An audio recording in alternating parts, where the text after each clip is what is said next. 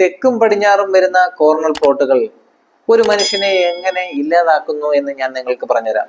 തെക്കേ എന്ന് പറയുന്നത് ഗ്രഹങ്ങളിൽ ചൊവ്വയുടെ ആധിപത്യവും, പടിഞ്ഞാറ് എന്ന് പറയുന്നത് ശനിയുടെയും ആകാശതത്വത്തിന്റെയും പ്രതീകമാണെന്നും, തെക്കും പടിഞ്ഞാറും ചേരുന്ന ഭാഗം കന്നിമൂല, അത് രാഹുവിന്റെ പ്രസൻസ് ആണെന്നും നിങ്ങൾ ആദ്യം തന്നെ മനസ്സിലാക്കണം.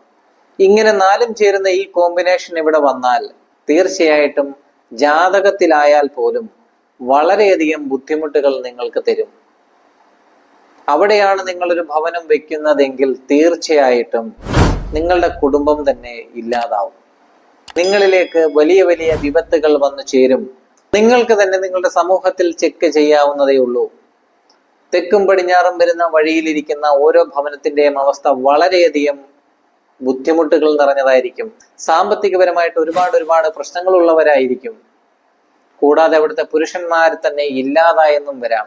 കോർണർ പ്ലോട്ടുകളിൽ തന്നെ ഏറ്റവും ഭീകരരായ കന്നിയിലെ കോർണർ പ്ലോട്ടും അഗ്നിയിലെ കോർണർ പ്ലോട്ടും ഒരിക്കലും നിങ്ങൾ സെലക്ട് ചെയ്യാൻ പാടുള്ളതല്ല.